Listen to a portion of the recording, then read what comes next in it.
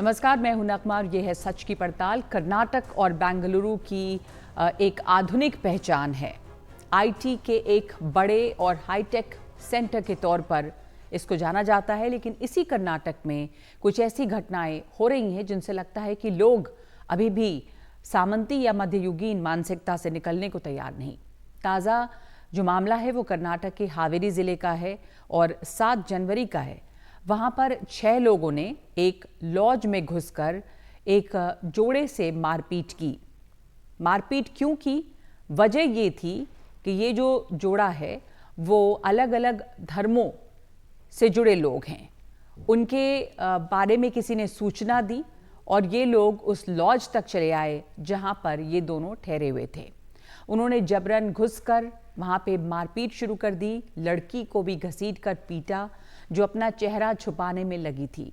मारपीट करने वालों के हौसले इतने बुलंद थे कि उन्होंने खुद इसका वीडियो भी बनाया, क्योंकि वो मशहूर होना चाहते थे, इसी जरिए से मशहूर होना चाहते थे।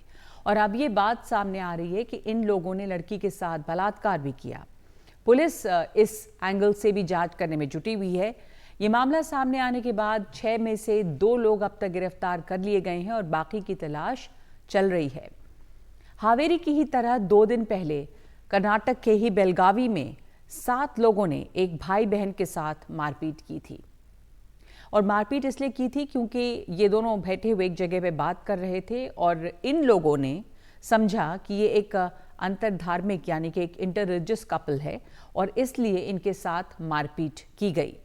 पुलिस ने इन सबको गिरफ्तार किया है और इस मामले में बलात्कार की धारा भी जोड़ी है।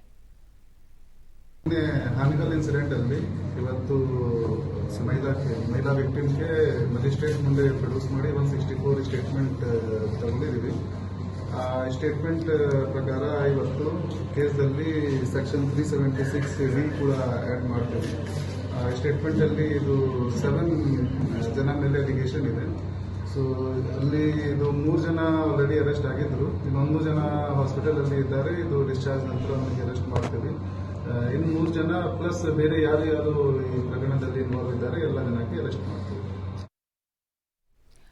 तो इन मामलों में मारपीट करने वाले जो लोग हैं वो अल्पसंख्यक समुदाय के हैं, लेकिन कर्नाटक में इस तरह की कट्टरता बहुत सारी जगहों पर बढ़ी है और बढ़ती जा रही है। आपको याद होगा कि एक दौर में राम सेना नाम का एक ग्रुप सामने आया था जो वैलेंटाइन डे पर लड़कियों के साथ मारपीट करके सुर्खियों में लगातार बना रहा। हिजाब को लेकर विवाद भी कर्नाटक में पैदा हुआ और हिंसक मोड़ तक पहुंचा। 2021 में वहां पर ईसाइयों के खिलाफ हमलों के 39 मामले दर्ज किए गए। जनवरी 2020 से जनवरी 2023 के बीच में हेट स्पीच के सबसे ज्यादा 105 मामले दर्ज हुए। इनमें सबसे ज्यादा 55 मामले अकेले बेंगलुरु के रहे। बीते दिनों भाषा के सवाल पर भी कर्नाटक में उबाल देखा गया। साल 2020 में एक रिश्तेदार की आपत्तिजनक पोस्ट पर एक मंत्री का घर जला दिया गया था। तो बहाने बदलते हैं, निशाने बदलते हैं, समुदाय भी बदल रहे हैं, लेकिन असहनशीलता वहीं की वहीं है, गुस्सा वहीं है। लड़कियों के साथ बदसलूकी उसी तरह से बनी हुई है। कर्नाटक का इस सवाल है जहां तक, तो पहले ऐसे मामले दक्षिण कर्नाटक से ज़्यादा आ रहे थे, अब उत्तर कर्नाटक से भी आने लगे हैं। लेकिन मामला दक्षिण उत्तर का नहीं है और बस मामला तो कर्नाटक का भी नहीं है। ये पूरे देश में इस तरह की घटनाएं सामने आती रही हैं। ये ज़रूर है कि कर्नाटक में हाल में 2 मामले सामने आए और वो तमाम घटनाएं जिनका जिक्र हमने किया। तो इसकी वजह क्या है? इसके पीछे कट्टरता की राजनीति है या कुछ और है? तो हमारे साथ इस समय बातचीत के लिए 2 मेहमान हैं। आसिफ इकबाल हैं जो को फाउंडर हैं धनक के, और योगिता भयाना है महिला एक्टिविस्ट। आसिफ इकबाल, आप इन मामलों को कैसे देखते हैं? जी नरमा, शुक्रिया इस मुद्दे को लाने के लिए। ये बहुत ही गंभीर मामला है, बहुत ही एक तरह से शर्मनाक और खतरनाक दोनों है। शर्मनाक इसलिए है क्योंकि जो जिस तरीके से घुस करके मार रहे हैं, लड़की को गिरा रहे हैं, मतलब मुझे लगता है कि सारी हदें पार कर रहा है मानवता की। और खतरनाक इसलिए है क्योंकि ये जो है लोगों को धर्म के नाम पर जो मतलब पूरा का पूरा जो ये खेल हो रहा है, हर चीज को धर्म की नजर से देखना और दिखाना शुरू हो गया है। तो उसी तरीके से पहचाने जा रहे हैं लोग। और इसको पूरा का पूरा पॉलराइजेशन करना मतलब उसकी गंभीरता खत्म कर देने की तरीके से बात है, क्योंकि बहुत बड़ा तबका ये मानेगा कि ठीक है ये तो क्योंकि अंतरधार्मिक था इसलिए जो है इस पे ये करना जरूरी है, दोनों पक्ष ये मानेंगे। तो इसलिए मुझे लगता है कि काफी गंभीर और दर्दनाक इशू और इस पे बात करने की जरूरत है। जी, गंभीर और खतरनाक है। और हमने देखा कि कुछ मामले मैंने बताए कर्नाटका में लगातार इस तरह की कट्टरता बढ़ती दिखाई देती है। जैसे हेट स्पीच का ही मामला देख लीजिए तो 55 मामले अकेले बेंगलुरु में हुए। ये 2023 की बात है, जनवरी 2020 से 2023 के बीच में हेट स्पीच के जो मामले दर्ज हुए थे उनमें 105 मामले कर्नाटका में और सबसे ज्यादा बेंगलुरु में, जो कि IT सिटी है।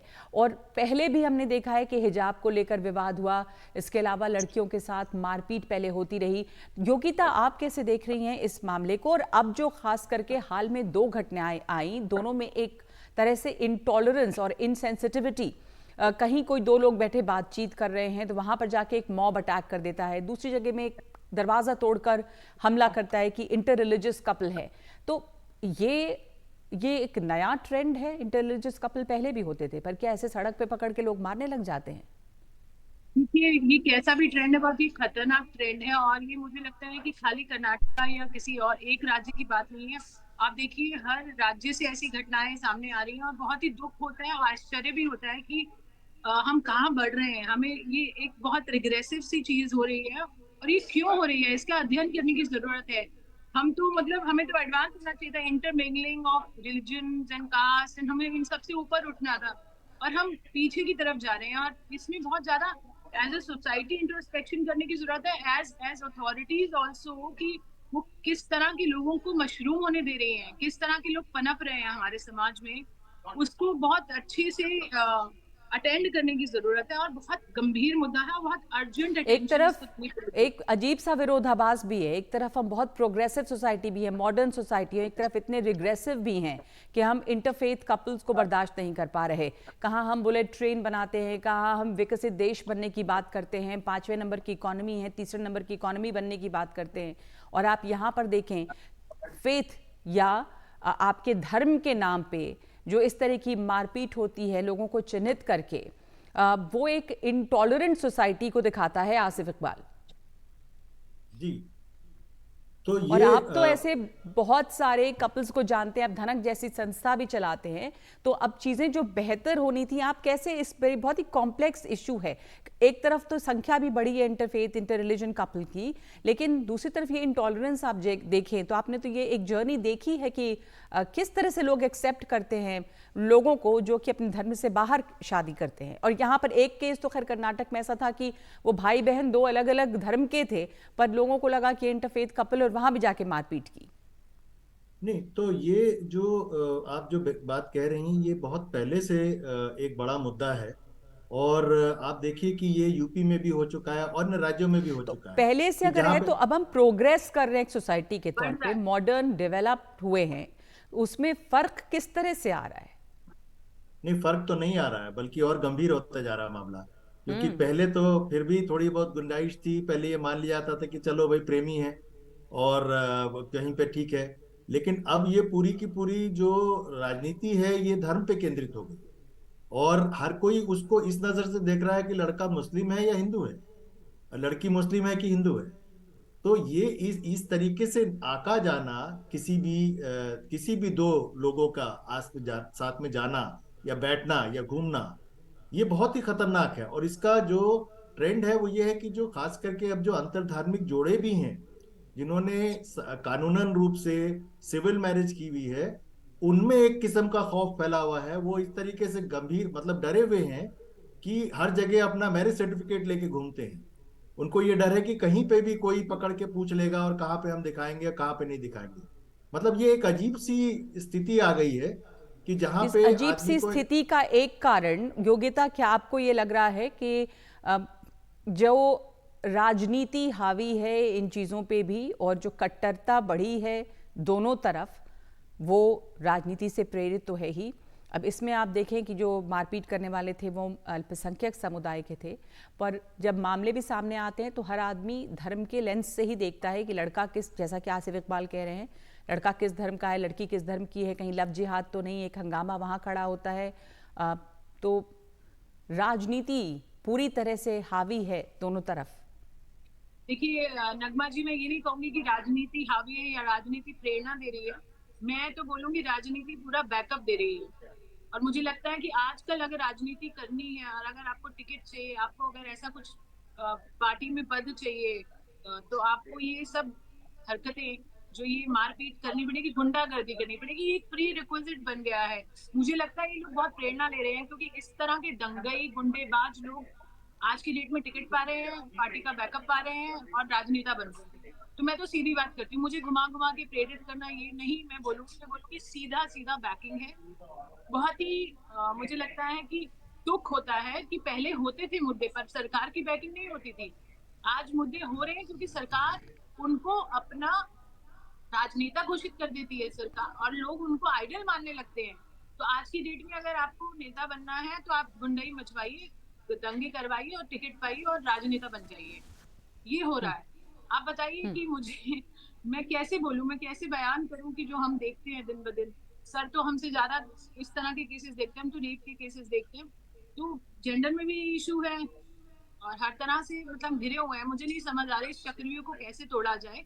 जहाँ प्रेम और सद्भावना बढ़ाने की बातें करनी चाहिए, वहां पे इस तरह के लोगों को प्रेरित किया जाता है, इस तरह के लोगों को ऑनर किया जाता है। तो मैं अब और क्या दोनों बोलूं? तरफ से क्या आप इसे जेंडर के पर्सपेक्टिव में भी देखती हैं योगिता, की लड़कियां ज्यादा इसको भुगत रही हैं? जी, अगर मैं रिलीजियस एंगल बोलूं, वो ज्यादा हावी है आज की डेट में। अगर वो पहला ये देखते हैं कि वो हिंदू मुस्लिम है या क्रिश्चियन हिंदू है, वो पहले उस लेंस से देख रहे हैं। फिर जेंडर तो है ही है, definitely women are more vulnerable, तो हर तरफ से मार खाती ही है बेचारी। बट यहाँ तो लिंचिंग के शिकार हमारे पुरुष भाई भी हो रहे हैं, क्योंकि हमने देखा किस तरह से गुड़गांव के दंगे थे। तो मैं ये नहीं बोलूंगी कि ये जेंडर वाला इशू है, but more religious issue. But of course जब भी कोई वॉर या कोई इशू या ठीक है, ऐसा कुछ होता है मोर तो रिलीजियस इश्यूज। तो आसिफ, आपसे मैं आखिरी कमेंट लेना चाहूंगी इसके ऊपर कि आपने जैसा कहा कि यूपी वगैरह में तो होता ही रहा है, पर कर्नाटका और खास करके बैंगलोर जैसी जगहों पर भी जो हमने देखा इंटॉलरेंस, जबकि एक बहुत एक प्रोग्रेसिव, एक मिली जुली सोसाइटी, आईटी हब, इस तरह का उसका इमेज है। तो हम अज्यूम करते हैं, मानते हैं कि तमाम पढ़े लिखे प्रोग्रेसिव लोग हैं वहाँ पे, बावजूद इसके चाहे वो बात हेट स्पीचेस की हो, दूसरे इस तरह के हेट क्राइम की हो, वो वहाँ पे हो रही हैं काफ़ी। हिजाब का पूरा विवाद भी वहाँ पे खड़ा हुआ है। तो इसमें हालात आप कहते हैं और बदतर ही हुए हैं। कुछ आपको लगता है कि चूंकि वो लव जिहाद का एंगल भी बहुत बार आ जाता है, किस तरह के अभी इसमें इंटरवेंशंस की ज़रूरत है ऐसे लोगों की सेफ्टी सिक्योरिटी के लिए? जी देखिए, एक तो ये कि बैंगलोर एक आईटी हब है और मेल्टिंग पॉट है, बिल्कुल। वहाँ पे बहुत ज़्यादा उस तरीके का मिश्र जो है कल्चर है। लेकिन बेंगलोर के बाहर आप देखेंगे, जैसे हिजाब का मुद्दा है, या बेलगावी में भी पहले ऑनर किलिंग हुई है, तो उस पूरी चीज में आप देखिए कि एक किस्म के एग्रेशन आप देखिए जिसका प्रमोशन हुआ है। जेंडर का मुद्दा तो है ही, लेकिन एग्रेसिव होना और अपने एग्रेशन को खुले रौब से दिखाना और उसका प्रमोशन, ये भी बड़ा है। और जहां तक आप पूछ रही हैं कि कैसे इसको हैंडल किया जाए या कैसे देखा जाए, मुझे लगता है जितना हम लोग खुलकर सामने आएंगे, जितना इस पे खुल पे बात करेंगे, हम ऐसा माहौल बना पाएंगे कि जो इंक्लूसिव सोसाइटी हो, चाहे वो रहने के लिए हो, चाहे मिलजुल के साथ काम करने की जगह हो। क्योंकि आप देखिए कि रहने में भी अब सवाल आता है कि आप कौन से समाज के हैं, क्यों क्यों आपको दें, क्यों ना दें। तो हम इस पे, और हम अभी हाल ही फिलहाल में बेंगलोर में बैठ के चर्चा भी कर रहे थे इस पे, कि इस पे कुछ ऐसा नेटवर्क, क्योंकि पुराने लोग इस पे काम कर चुके हैं, वो चाहे जाति के नाम जी। पे काम कर चुके हैं, चाहे अलग नाम पे काम कर चुके हैं, उनको साथ लाना और इस पे बात चलाना, राजनीतिक स्तर पर, सामाजिक स्तर पर, निजी स्तर पर, घरों के स्तर पर, ये बिल्कुल। बहुत जरूरी है। जी, जैसा योगिता ने कहा कि इस राजनीति की तरफ से समर्थन मिलता है, तो वो जो है कि राजनीतिक स्तर पे बात करना और लोगों को ये विश्वास दिलाना और एक सेफ माहौल बनाना, ये बहुत ज़रूरी है। इन बातों पर चर्चा करना। शुक्रिया योगिता और आसिफ, आप दोनों का हमारे साथ जुड़ने के लिए। सच की पड़ताल में एक ब्रेक लेंगे हम, और आगे कर्नाटका में ये पहला मामला नहीं है। हाल के दिनों में एक और मामला इस तरह का सामने आया था, उसका विस्तार इस ब्रेक के बाद।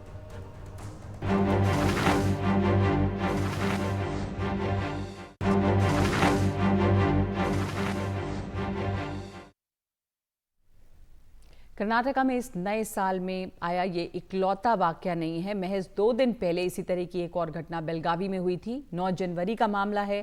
बेलगावी के फोर्ट लेक के किनारे का बेलगावी में 2 लोगों से मारपीट की गई जो वहां पर बैठकर बात कर रहे थे। दोनों रिश्ते के भाई बहन थे। 23 साल का लड़का और 22 साल की लड़की। पीटने वालों ने इन्हें अलग अलग धर्मों की शादी का मामला समझा क्योंकि लड़का लाम्बनी था और लड़की मुस्लिम। इस मामले में 7 लोगों को गिरफ्तार किया गया है और ये बताया जा रहा है कि इन दोनों ने अपने भाई बहन होने की बात कही, लेकिन तब भी इन्हें पास के कमरे में ले जाकर पीटा गया। दोनों को इलाज के लिए अस्पताल में भर्ती कराना पड़ा है। तो कुल मिलाकर ये जो एक असंवेदनशीलता है समाज में, वो लगातार बढ़ती हुई दिखती है, जबकि हम ये दावा करते हैं कि हम आगे बढ़ रहे हैं और विकसित हो रहे हैं। सच की पड़ताल में आज इतना ही। नमस्कार।